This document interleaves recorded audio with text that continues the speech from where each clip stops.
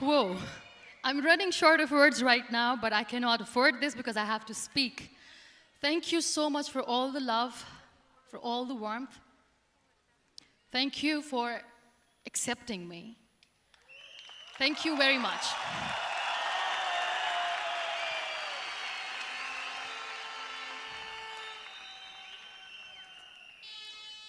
Well, I always start my talk with a disclaimer. And that disclaimer is that I've never claimed to be a motivational speaker. Yes, I do speak, but I feel more like a storyteller because wherever I go, I share a story with everyone. Well, it is a story of a woman whose perfectly imperfect life made her who and what she is today. It's the story of a woman who, in pursuit of her dreams and aspirations, made other people realize that if you think that your life is hard and you're giving up on that because you think your life is unfair, think again. Because when you think that way, you are being unfair to your own self.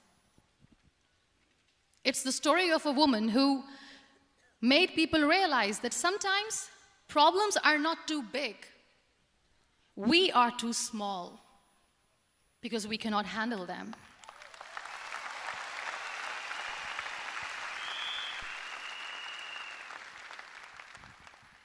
It is the story of a woman who with time realized that real happiness doesn't lie in success, money, fame. It lies within. Real happiness lies in gratitude. So I am here, and I'm going to share the story of that woman. That is my story. The story of gratitude.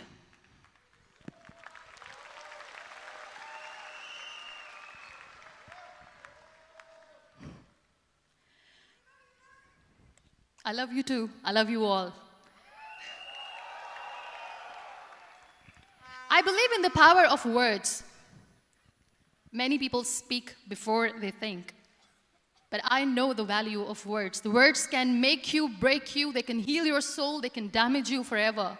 So I always try to use the positive words in my life wherever I go. They call it adversity, I call it opportunity. They call it weakness, I call it strength. They call me disabled, I call myself differently abled. They see my disability. They see my disability, I see my ability. There are some incidents that happen in your life, and those incidents are so strong that they change your DNA. Those incidents or accidents are so strong that they break you physically. They deform your body, but they transform your soul.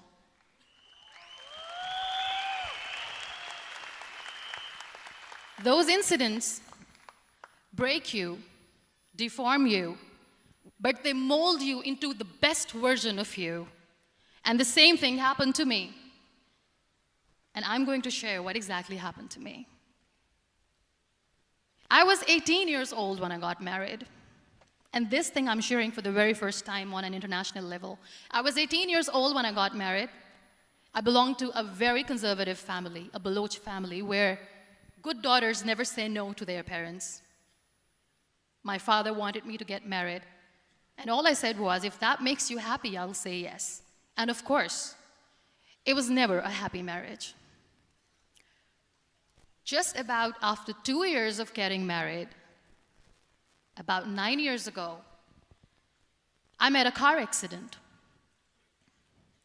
Somehow my husband fell asleep and the car fell in the ditch. He managed to jump out, saved himself. I'm happy for him. But I stayed inside the car and I sustained a lot of injuries. The list is a bit long. Don't get scared. I'm perfectly fine now. Radius ulna of my right arm were fractured. The wrist was fractured. Shoulder bone and collarbone were fractured. My whole rib cage got fractured. And because of the rib cage injury, lungs and liver were badly injured. I couldn't breathe. I lost urinary bowel control. That's why I have to wear the bag wherever I go. But that injury that changed me and my life completely as a person and my perception towards living my life was the spine injury. 3 vertebrae of my backbone were completely crushed, and I got paralyzed for the rest of my life. So this accident took place in a far-flung area in the outskirts of a very small province, Balochistan, where there was no first aid, no hospital, no ambulance. I was in the middle of nowhere in that toppled car. Many people came to rescue. They gave me CPR. They dragged me out of the car. And while they were dragging me out, I got the complete transection of my spinal cord. And now there was this debate going on. Should we keep it here? She's going to die. Where should we go? There is no ambulance. There was this 4-wheeler Jeep standing in the corner of the street. They said, put her in the back of the Jeep and take her to the hospital, which is 3 hours away from this place. And I still remember that bumpy ride. I was all broken. They threw me at the back of the Jeep and they rushed me to the hospital. That is where I realized that my half body was fractured and half was paralyzed. I finally ended up in a hospital where I stayed for 2.5 months. I underwent multiple surgeries. Doctors have put a lot of titanium in my arm. There's a lot of titanium at my back to fix my back. That's why people in Pakistan call me the Iron Lady of Pakistan.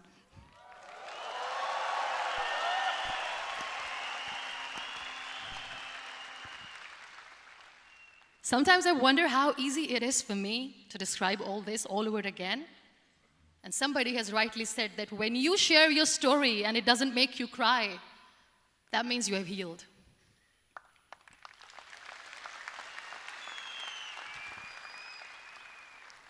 Those 2.5 months in the hospital were dreadful. I will not make up stories just to inspire you. I was at the verge of despair. One day, doctor came to me and he said, well, I heard that you wanted to be an artist, but you ended up being a housewife. I have a bad news for you. You won't be able to paint again because your wrist and your arm are so deformed, you won't be able to hold a pen again. And I stayed quiet. Next day, doctor came to me and said, your spine injury is so bad, you won't be able to walk again. I took a deep breath and I said, it's all right. The next day, doctor came to me and said, because of your spine injury and the fixation that you have in your back, you won't be able to give birth to a child again. That day, I was devastated. I still remember, I asked my mother, why me? And that is where I started to question my existence. Why am I even alive? What's the point of living? I cannot walk, I cannot paint, fine. I cannot be a mother. And we have this thing in our heads, being women, that we are incomplete without having children. I am going to be an incomplete woman for the rest of my life. What's the point? People are scared. They think I will get divorced. What is going to happen to me? Why me? Why am I alive? We all try to chase this tunnel. We all do this because we see light in the end of the tunnel, which keeps us going. My dear friends, in my situation, there was a tunnel that I had to roll on, but there was no light. And that is where I realized that the words have the power to heal the soul. My mother said to me, this too shall pass. God has a greater plan for you. I don't know what it is, but He surely has.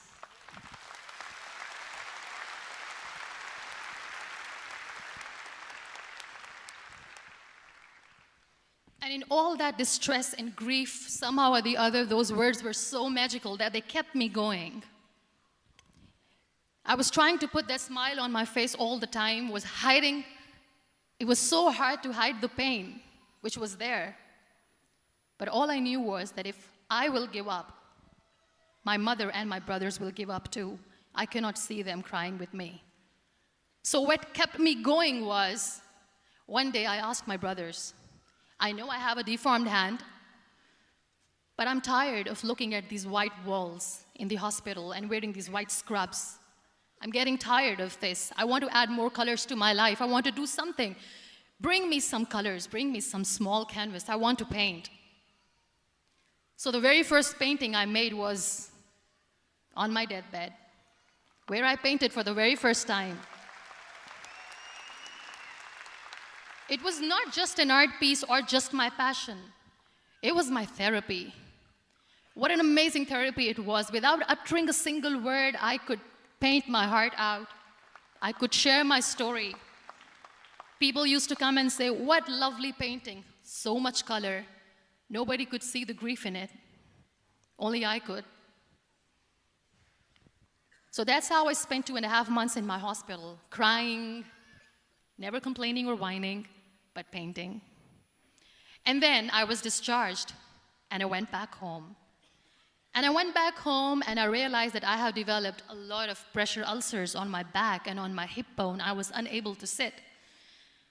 There were a lot of infections in my body, a lot of allergies. So doctors wanted me to lie down on the bed straight for not 6 months, for not 1 year, for 2 years. I was bedridden, confined in that one room, looking outside the window, listening to the birds chirping, and thinking maybe there will be a time when we'll be going out with the family and enjoying the nature. That was the time where I realized how lucky people are, but they don't realize. That is the time where I realized that the day I'm going to sit, I'm going to share this pain with everyone to make them realize how blessed they are, and they don't even consider them lucky. There are always turning points in your life. There was a rebirth day that I celebrated. After 2 years and 2.5 months, when I was able to sit on a wheelchair, that was the day when I had the rebirth. I was a completely different person. I still remember the day I sat on the wheelchair for the first time, knowing that I'm never going to leave this, knowing that I won't be able to walk for the rest of my life. I saw myself in the mirror, and I talked to myself. And I still remember what I said. I cannot wait for a miracle to come and make me walk. I cannot sit in the corner of the room crying, cribbing, and begging for mercy because nobody has time. So I have to accept myself the way I am. The sooner, the better. So I applied the lip color for the first time.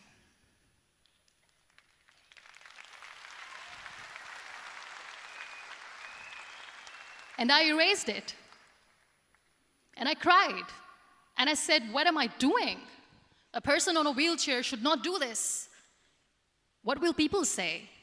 Clean it up. I put it again. This time I put it for myself. Because I wanted to feel perfect from within.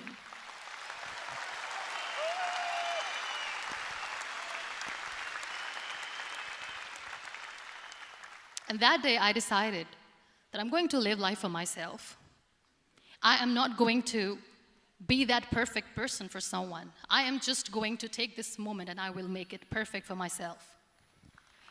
And you know how it all began? That day I decided that I'm going to fight my fears. We all have fears.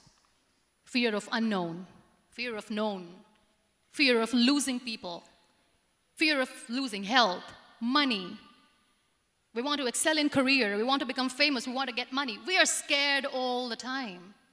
So I wrote down one by one all those fears. And I decided that I'm going to overcome these fears one at a time.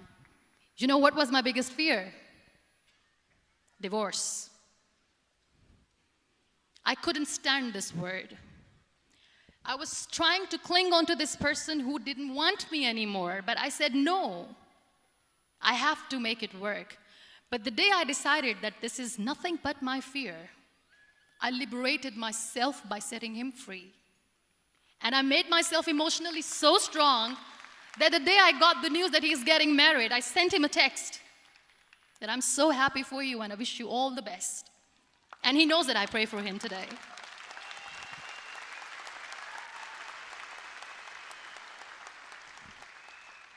My biggest fear, number 2, was I won't be able to be a mother again.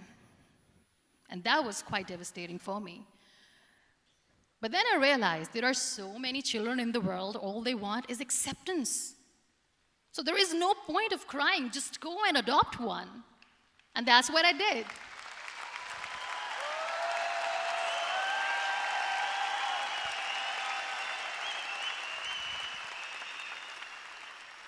I gave my name in different organizations, different orphanages. I didn't mention that I'm on a wheelchair, dying to have a child. So I just told them that this is Muniba Mazari and she wants to adopt a boy or girl, whatsoever, but I want to adopt a kid. And I waited patiently. 2 years later, I got this call from a very small city in Pakistan. I got a call and they said, "Are you Muniba Mazari? There is a baby boy and would you like to adopt?" And when I say yes, I could literally feel the labor pain. I said, yes, yes, I am going to adopt him. I am coming to take him home.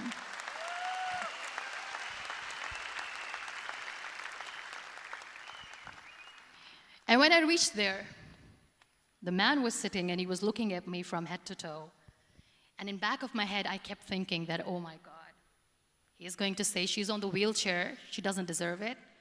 How is she going to take care of him? And I looked at him and I said, do not judge me because I'm on the wheelchair. But you know what he said? He said, I know you will be the best mother of this child. You both are lucky to have each other.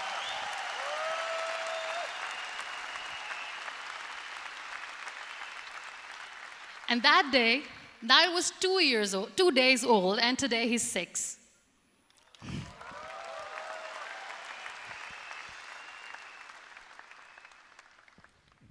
You'll be surprised to know another bigger fear that I had in me. It was facing people. I used to hide myself from people. When I was on bed for 2 years, I used to keep the door closed. I used to pretend that I'm not going to meet anyone, tell them that I'm sleeping. You know why? Because I couldn't stand that sympathy that they had for me. They used to treat me like a patient. When I used to smile, they used to look at me and say that, "You're smiling, are you okay?" I was tired of this question being asked, "Are you sick?" Well, a lady yesterday at the airport asked me, "Are you sick?" And I said, well, besides the spinal cord injury, I'm fine, I guess.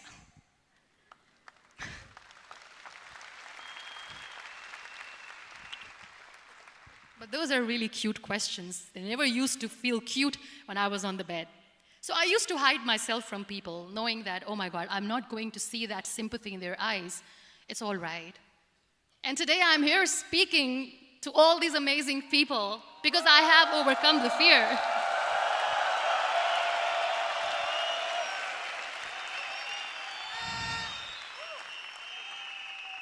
You know, when you end up being on the wheelchair, what's the most painful thing?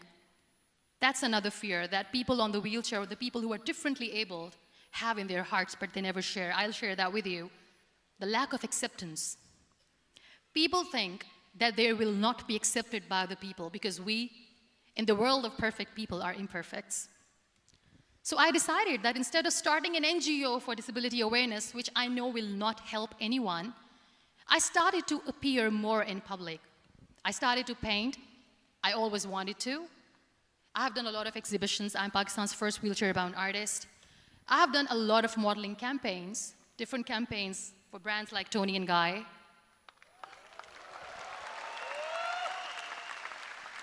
I have done some really funny, breaking the barriers kind of modeling. There was this one by the name Clown Town where I became a clown because I know that clowns have hearts too. And then I also decided that if I really want to make the difference, I am not going to let people use me for their polio campaigns where they will make you a victim and an emblem of misery and mercy and will say that, you know what, give polio drops to your children or they'll become like this girl. I decided that I'm going to join the national TV of Pakistan as an anchor person. And I've been doing a lot of shows for the last 3 years.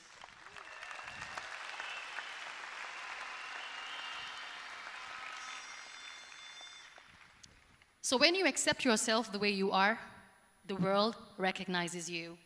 It all starts from within. Thank you. I became the National Goodwill Ambassador for UN Women Pakistan, and now I speak for the rights of women, children. We talk about inclusion, diversity, gender equality, which is a must. I was featured in BBC 100 Women for 2015. I'm one of the Forbes 30 under 30 for 2016. And it all didn't happen alone. You all are thriving in your careers. You have bigger dreams and aspirations in life. Always remember one thing. On the road to success, there is always we, not me. Do not think that you alone can achieve things. No. There is always another person who is standing behind you, maybe not coming on the forefront, but behind you, praying for you and supporting you. Never lose that person. Never.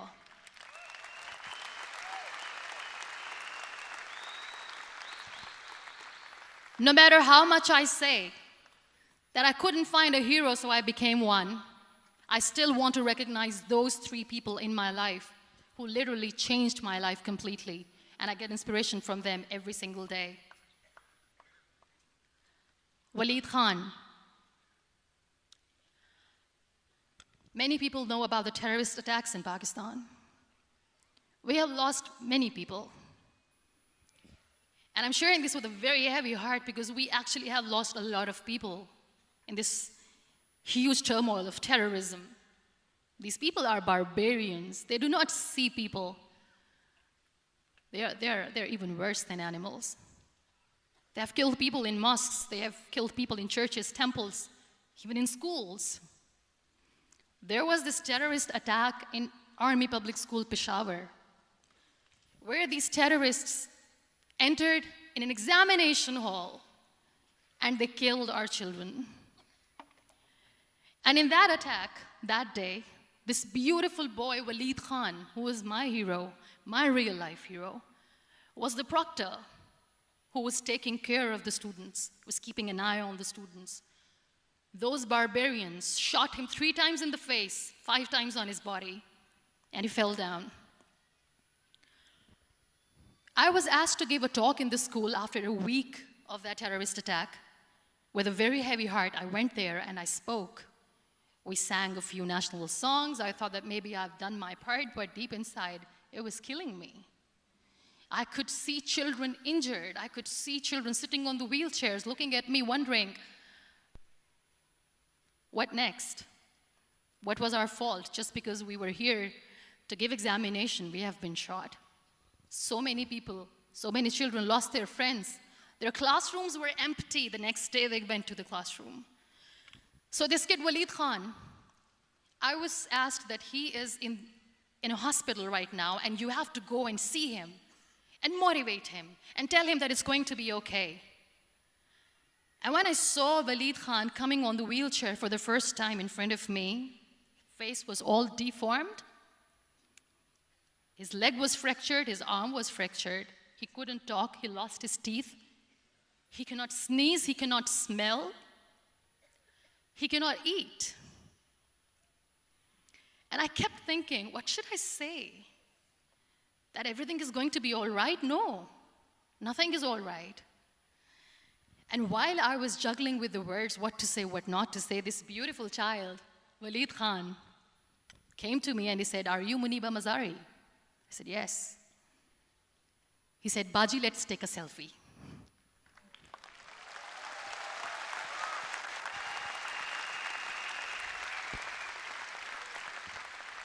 And with that beautiful, toothless smile of Waleed Khan, we took that beautiful selfie that I still have with me.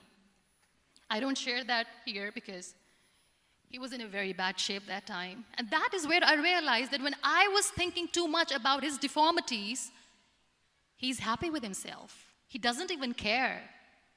Because today he goes in the same school, and when somebody asks him that what happened to your face, why so many scars, you know what he says? "These scars are my medals and I wear them with pride."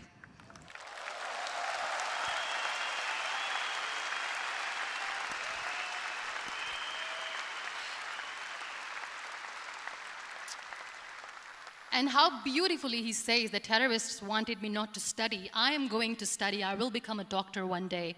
And this is my way of taking revenge from those terrorists. Another real-life hero, of course, my son. His name is Nile, N-I-L-E, River Nile. I learned so much from this kid. The first and foremost thing is patience. How to be patient when you know that your mother cannot walk, when you know that your mother is different from the other women, when you know that your mother cannot go out and play with you, how to stay calm. He loves football. And when we got the very first football, he was 4 years old. He was super excited. I still remember he came in the room and he said, "Mom, let's play football." And he kept the ball in my feet. And he said, "Let's kick it." And that day I felt disabled. I said, "I cannot kick the ball." And I was down with the same face. He looked at me and he said, "Well, that's all right. Your legs are not working, but your hands do. Let's play catch the ball."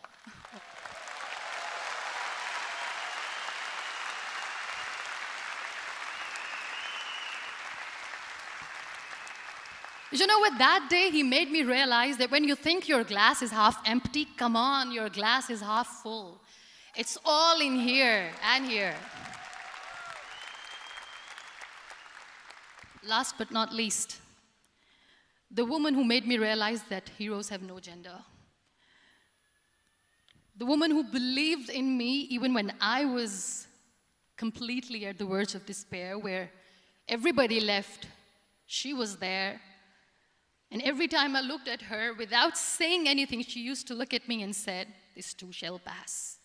God has a bigger plan. And one day you will say that, 'Oh my God, that is why God has chosen me.'" She never cried in front of me. She has always said that there will be haters, there will be naysayers, there will be disbelievers, and then there will be you proving them wrong. My mother.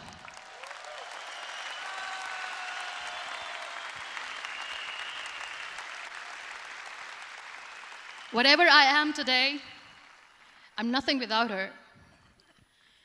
I'm nothing without her.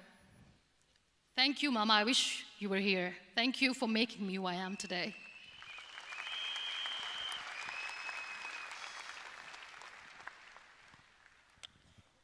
You know what? We human beings have a problem. Out of many problems, there is one more, and this is self-created one. We always expect ease from life. We have this amazing fantasy about life. This is how things should work. This is my plan. It should go as per my plan. If that doesn't happen, we give up. So my dear friends, let me tell you one thing. I never wanted to be on the wheelchair. Never thought of being on the wheelchair. I was always aspiring to do bigger things, but had no idea that for that I have to pay the price to be where I am today. It's a very heavy price. This life is a test and a trial, and tests are trials are never supposed to be easy. So when you're expecting ease from life, and life gives you lemons, then you make the lemonade, and then do not blame life for that, because you were expecting ease from a trial. Trials make you a stronger, better person. Life is a trial, and with time you realize that.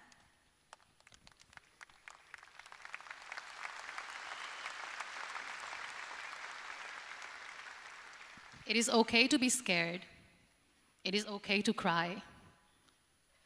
Everything is okay, but giving up should not be an option.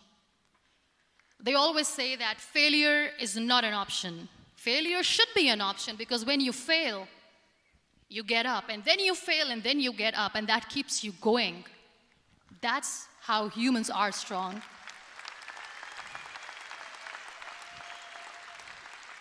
Failure is an option, should be an option, but giving up is not. Never. We have this thing in minds. We call it perfection. We want everything perfect. We want ourselves to be perfect. There is this image in our head about everything. Perfect life, perfect relationships, perfect career, perfect amount of money that we need to earn no matter what. Nothing is perfect in this world. We all are perfectly imperfect, and that is perfectly all right. That's all right. We were sent here not to become the perfect people. Those people who tell you how to look perfect, even those people are imperfect. Trying to fight this fear of looking imperfect. I used to be perfect. I still remember. I got this compliment years ago when I used to walk. Oh my God, look at you. You're fair, you're tall, you're perfect. Look at me now. You're still perfect. Only the perfect eyes can see that. Only the perfect eyes will see that. Only the perfect eyes will see that. So yes, in all those imperfections, you have to listen to your heart. You don't have to look good for people. You don't have to be perfect just because other people want you to be perfect. If your soul is perfect from within, that's all right. This is all what you want. This is all what you need to be. Our society has made very weird kind of norms to look perfect and great. For men, it's different. For women, it's different. We think too much about what people say. We listen to ourselves too little. You know what makes you perfect? When you make someone smile. You know what makes you perfect? When you try to do something good for the people around you. You know what makes you perfect? When you feel someone's pain. And how beautiful pain is that it connects you with people. No other medium can connect you with others but pain. That's why I always say that I'm in pain, and that's a blessing in disguise for me. Today, just because I'm in pain and I'm on the wheelchair, I work for children. Being the head of CSR for a company, we conduct medical camps in far-flung areas of Pakistan where so many kids die because they don't have medical facilities. And I personally believe just because they cannot afford to live doesn't mean we'll let them die. So we give them money, we give them medical treatment, we try to heal their wounds, physical and emotional. And I also work for the beautiful people, we call them third gender, the transgender community of Pakistan. You know what connects me with them? All my imperfections. When I go and I hug them, they never judge me. And this very good friend of mine, her name is Bijli. Bijli means electricity. She calls herself electricity. And I said, are you electricity? She says, no, I'm lightning. I'm as strong as lightning. Because we have very bad power outage, so she doesn't want me to call her electricity. So she says, I am very strong. I'm thunder, I'm lightning. She came to me, and the first time I hugged her, she said, you are just like me. And I said, yes, I am like you. Because to people, we are so imperfect. So how beautiful these imperfections are, that because of these imperfections, you can connect with people. Then why are we all running after being perfect? What's the point?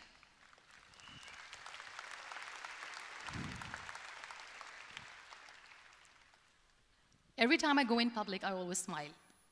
There's always a big toothy smile on my face, and people ask me, don't you get tired of smiling all the time? What's the secret? I always say one thing, that I have stopped worrying about the things that I have lost, the people that I have lost. Things and people who were meant to be with me are with me.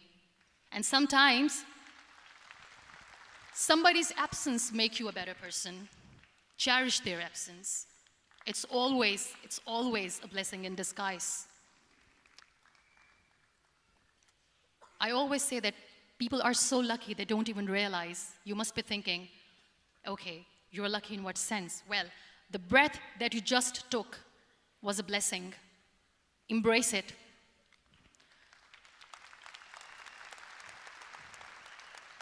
There are so many people in the world who are dreaming to live a life that you are living right now. You have no idea. Embrace each and every breath that you are taking. Celebrate your life. Live it. Don't die before your death. We all die.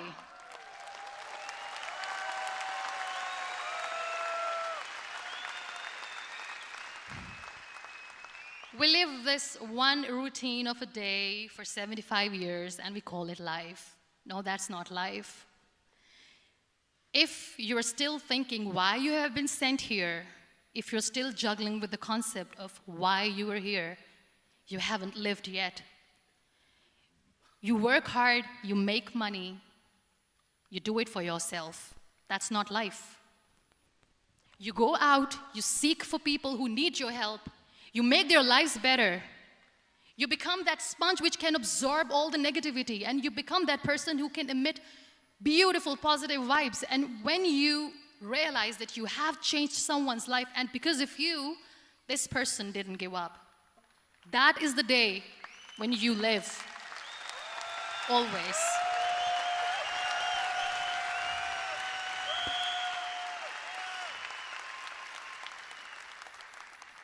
We were talking about gratitude, why I smile all the time.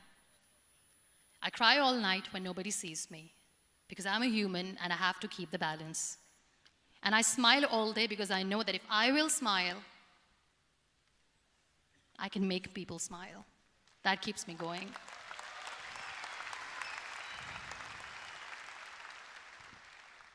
Be grateful for what you have, and you will always, always end up having more. But if you'll cry and if you'll crib for the little things that you don't have or the things that you have lost, you will never ever have enough. Sometimes we are too busy thinking about the things that we don't have that we forget to cherish the blessings that we have. I'm not saying that I'm not healthy and that makes me unlucky, but yes, it is hard. It is hard when I say that I cannot walk. It is hard to say when I wear this bag. It hurts. But I have to keep going, because never giving up is the way to live, always.